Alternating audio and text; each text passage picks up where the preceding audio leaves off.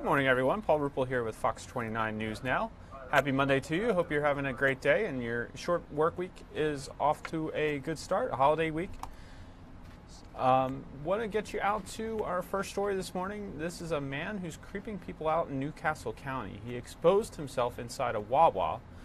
He flashed a customer and an employee. Police in Newcastle County are looking for the suspect. Our Fox 29's Lauren Johnson is in Hockessin, Delaware, with more in this report. Good morning to you. So people who make a pit stop here at this Wawa may be expecting coffee, lottery tickets, breakfast, but not what they saw here or heard about what happened here on Saturday night. Thankfully, store surveillance cameras were rolling, and that could be helpful for police. They were able to freeze frame their camera footage and grab this picture. They released it to the public in hopes of catching this man. Here's what they tell us he did. Saturday night around 11 p.m. The store is full of customers. This man pretends to be one of them, stands in line talking loudly to himself to garner the attention of people, and that was the first time he exposed himself. He then jumps out of the line, follows a woman out of the store before he does this again. Workers in the store startled. One of them called police. The man was onto them, so he quickly left the store. The getaway car, a dark-colored four-door sedan. People we talked to were absolutely disgusted by the news. It would definitely freak me out, I'm not going to lie. That's not the type of thing that you expect to see when you're going out, just stopping at Wawa or wherever. It was one of those things. I read it this morning. I was like, oh, wow, this is it's a great way to start the day. Yeah. I hope they catch him because it seems to happen a lot. If this person's mentally ill, I hope that he gets help. And if he's not, he needs to get help. It's insane. So here is the description police gave us. A black man between 35 and 45 years old, maybe 200 to 235 pounds, and about 5'10 or 6 feet tall. In the photo, he's wearing a dark-colored knit cap, a gray hooded sweatshirt, and jeans. Delaware State Police want him off the streets, and they want anyone who knows him, recognizes him, or may have encountered him in any way to give them a call. That phone number for Crime Stoppers, 800-TIP-3333. That was our Lauren Johnson reporting that story from Hockessin, Delaware. Let's get you out to another local news story. This one is the fight for sanctuary families in Philadelphia continues. And with Thanksgiving this week, clergy from churches and synagogues across the city are coming together today to ask ICE, Immigration and Customs Enforcement, for more time. Fox 29's Bill Anderson was live this morning in front of the ICE building in Center City with more on their efforts. And here's his report. Now, immigration remains a hot-button issue, both nationally and locally, and that's part of the reason that a group of people are coming together today outside of the immigration office here in Philadelphia to ask the Trump administration to reconsider granting asylum to some who have previously been denied. Now, later this morning, interfaith leaders will hold a protest or a pray-in in support of two families currently in sanctuary at a local church. Both the Thompson and Reyes families came to the United States to escape gang violence in Jamaica and Honduras. They applied for asylum but were denied and now face deportation. Now, leaders say that if they are deported, they face certain death. And the two families are faces of the protest today, but they represent many families in similar situations. I've been following these types of stories for quite some time and have spoken to several families who say they know they're violating the law, but it's their only option to keep their families safe. Sí, yo perdí tres. Before I came to this country, I lost 3 family members. 2 of them were my nephews, and one of them was my brother. One of my nephews was decapitated. So the protests here begin at 10:30, and their hope is that people will come together and see that these families who say that their only crime is that they were trying to keep their family members safe. They hope that the administration will reconsider and grant them asylum. Back to you. That was our Bill Anderson reporting on the clergy event that's occurring there in the city. In national news, who's coming and who's going at the White House? The president is fueling new speculation. Fox 29 Good Day this morning spoke with Doug Bluzader in Washington, D.C. about what's going on and what could happen in the near future. Well, another staff shakeup at the White House looking more likely this morning. President Trump is fueling speculation that his chief of staff, among others, could soon be shown the door. Doug Luzader has this report from D.C. The White House may be on the verge of a major makeover. In an interview, President Trump wasn't exactly tamping down rampant rumors that his mercurial chief of staff, John Kelly, could soon be out. There are a couple of things where it's just not his strength. It's not his fault. It's not his strength. But John at some point is going to want to move on. John will move on. Kelly was seen as someone who brought order to the West Wing, but it has come at a price, with a number of highly charged run-ins with other administration officials. And a Kelly protege, Department of Homeland Security Secretary Kirstjen Nielsen, could also be replaced, among others. In Congress, too, Democrats have some hiring decisions on the horizon. Will Nancy Pelosi return as House Speaker? Behind the scenes, she is twisting arms one by one, and more Democrats are falling into line. She's a tactician, she's a strategist, she's held Democrats together, and, look, she raised more than half of the money that Democrats took in to get this House majority. Would Speaker Pelosi be able to cut deals with the president? Well, one thing seems certain: don't expect the president to moderate his tone. We have a lot of victories coming, and I think if I go too low-key, we're not going to have those victories. So anyway, just real quickly here. Did you see the interview that Chris Wallace did with the president? It was lengthy, and then he took a tour of the Oval Office and stuff like that. So President Trump, give me an A+. Yeah, about them. He ranks himself as among the greatest presidents of all time. That again was a report from Washington, D.C. by Fox's Doug Luzader. I can tell you that so far this morning on Twitter, the president is touting he's going to be traveling to Biloxi, Mississippi, for a rally. He announced this morning. He's also going on about, he mentioned over the weekend that Osama bin Laden should have been caught sooner, and criticized some military leaders, and now he's also President Clinton, who he says famously missed his shot, that we paid Pakistan billions of dollars and they never told us he was living there. So that's the president's Twitter activity this morning. Another story that we've been following. We'll show you this. You'll remember this exchange. If I may ask one other question, are you worried? That's enough. That's enough. That's enough. That's enough. Pardon me, ma'am. Excuse me. That's enough. Mr. President, I have one other question, if I may ask, on the Russia investigation. Are you concerned that you may have... I'm not concerned about anything with the Russian investigation because it's a hoax. That's enough. Put down the mic. Mr. President, are you worried about indictments coming down? Last week, the judge ruled that the White House could not take away the press pass for CNN's Jim Acosta, who you saw speaking there with the president at a news conference last week. Acosta's press pass was restored. Now comes word today that the Trump administration is threatening to again suspend press credentials for Acosta. This after the federal judge's ruling that his credentials be temporarily restored.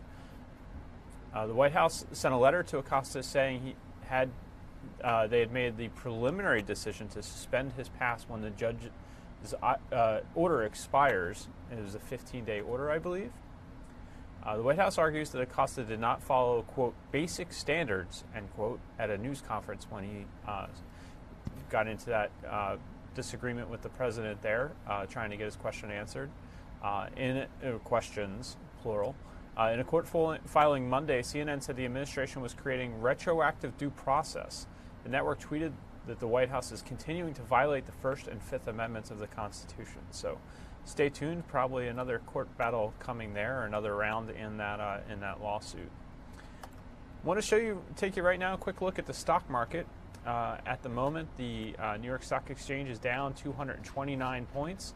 It's 0.9 of a percentage point. Dow Jones Industrial is still above 25,000 at 25,186 at the moment. It's looking at Fox Business. There's going to be some earnings and retail highlights for the week. Reports are due from multiple companies, and on the economic front, the first housing-related report of the week will be released in the form of housing starts and building permits. So U.S. markets will be closed on Thursday for Thanksgiving, but then the weekend's on Black Friday, the biggest retail day of the year.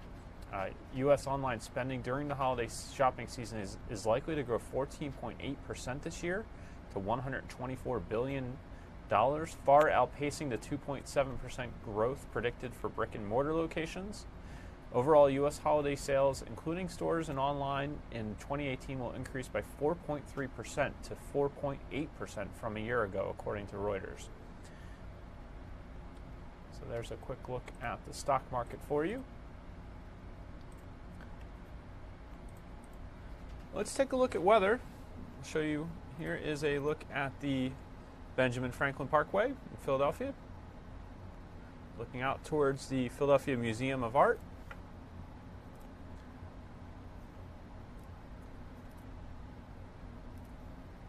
And here is outside our studios at 4th and Market in Old City, Philadelphia.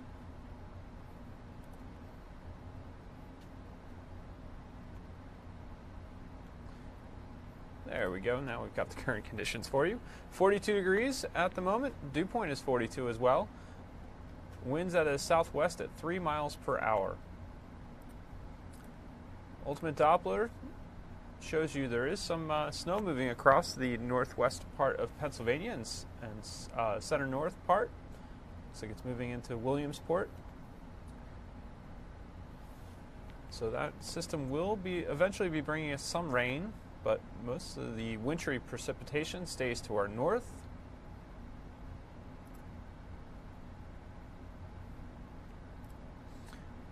Let's get you, here's the current temperatures.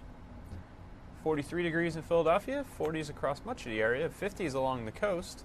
A little bit cooler up at Mount Pocono at 36. Here's your U.S. Northeast temperatures. Hot spot being Ocean City, Maryland right now at 54, but you see a lot of 30s across the Great Lakes region, 27 up in Maine. There's some more Arctic air moving across to our north. National temperatures, 82 down in Miami, 76 in Tampa, 66 in New Orleans, but only 48 in Houston. Pretty good swath of cold air across the plains states. A lot of 30s. Wind speeds, generally calm, 8 miles per hour in Philadelphia, but calm elsewhere across the region.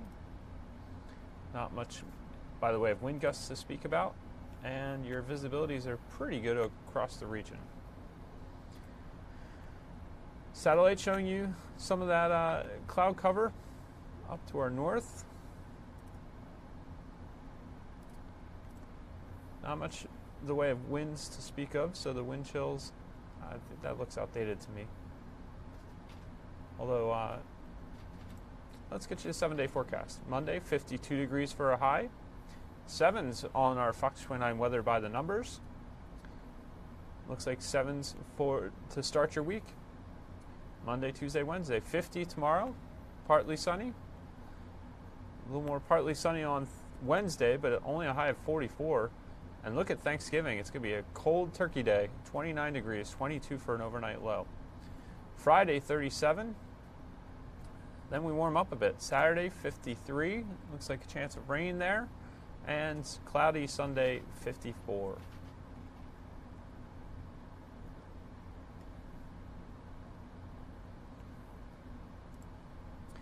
A few more stories to bring you from Good Day Philadelphia this morning. It's being referred to as the new CPR. A program called Stop the Bleed is giving people the tools that could make the difference in a life and death situation.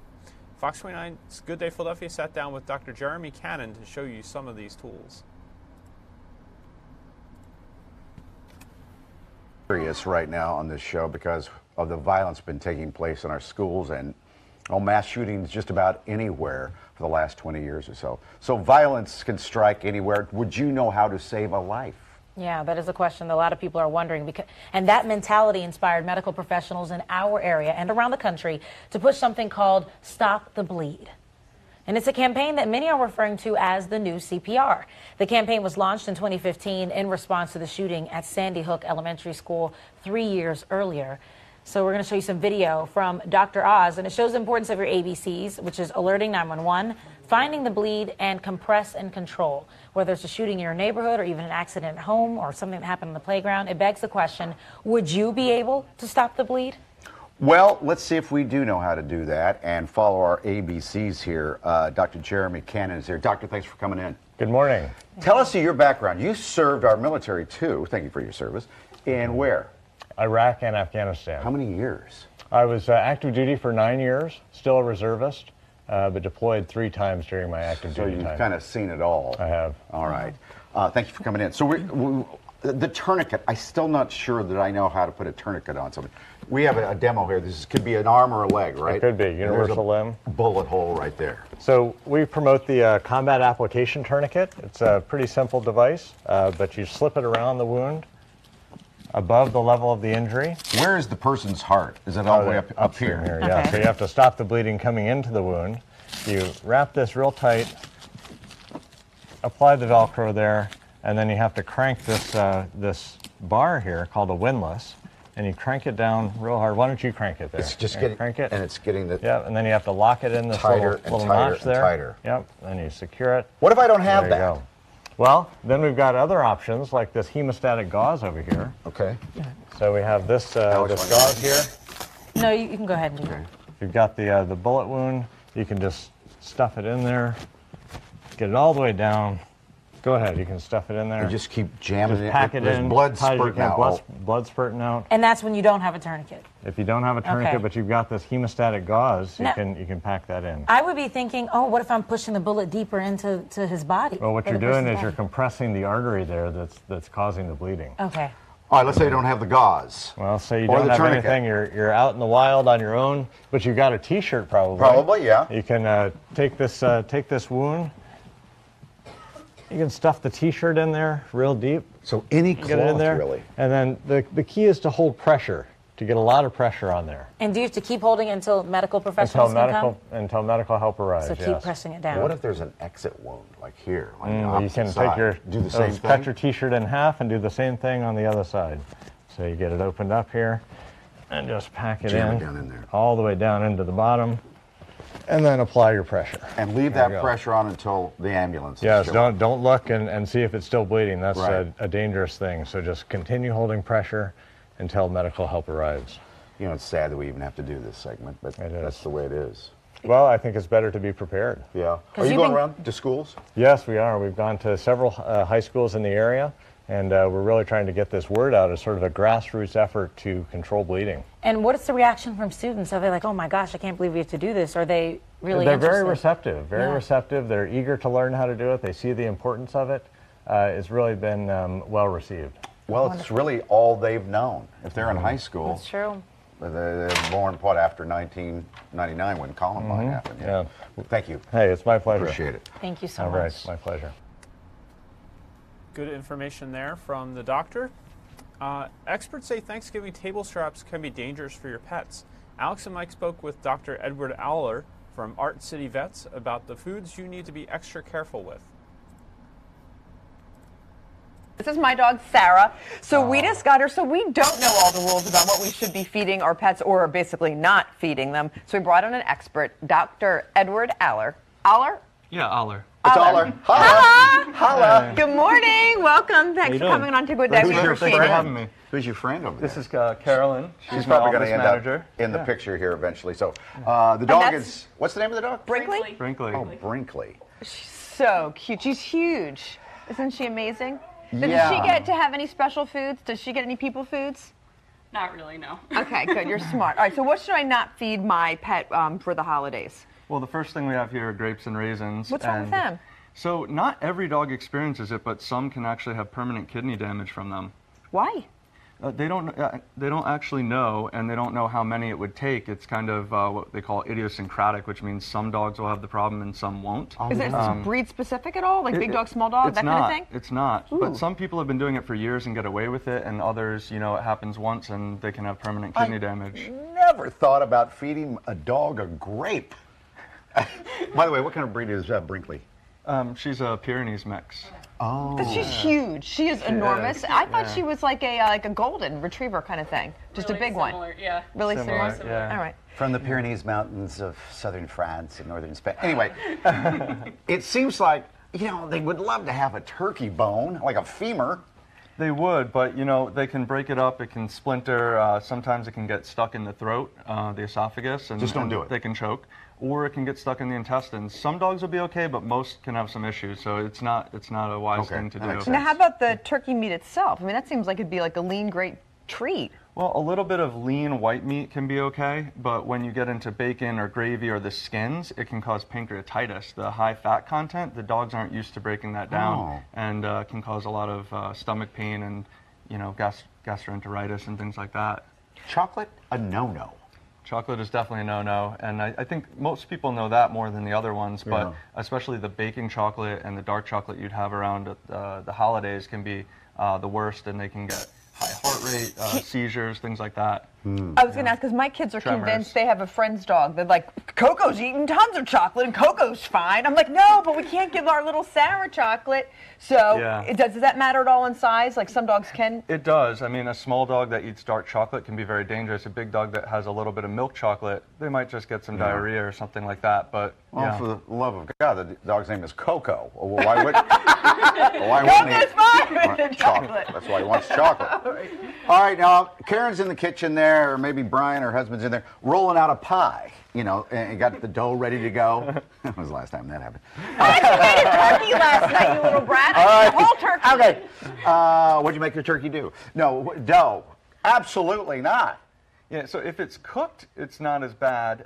But raw dough, it starts to kind of ferment or produce, CO2 in the stomach acid. It can rise in their stomach? It can rise in their stomach, and it can cause the stomach to bloat or twist and be very dangerous. God. Yeah. Look at that. Now, I've never thought about giving my dog bok choy. That's just a vegetable. What's the problem with a nice bok choy?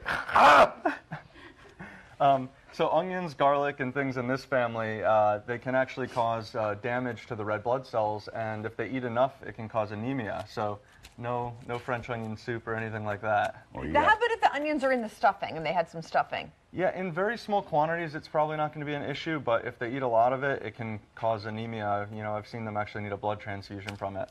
Wow. Yeah. Well, Doctor, thank you so much. Yeah, no problem. Good tips and advice. He went to Penn. Penn Vet, yeah. One of the best schools in the world. And what is this place? Art City Vets. Art City Vets, yeah. We're over by the Art Museum itself, and we're open for extended hours. We do urgent care, emergencies till 10 p.m. during weekdays, and we're open 7 days. He said it's by the Whole Foods, right by where you are. I walk by your place every day. Oh, yeah? Yeah, welcome to the neighborhood. Thanks so much. Good to see you.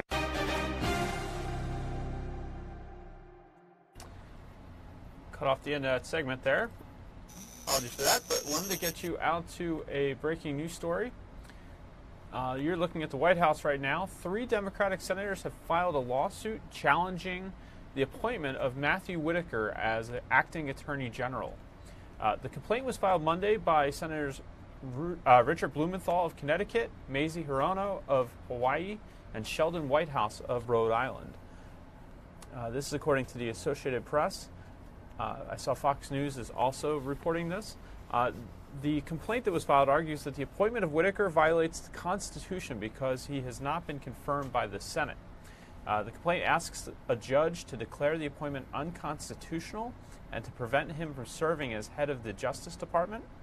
Whitaker was chief of staff to Attorney General Jeff Sessions and was elevated to the top job after Sessions was ousted by President Donald Trump on November 7th. So, breaking story there. We, of course, told you we carried one of Matthew Whitaker's speeches last week as he addressed a veterans event at the White House.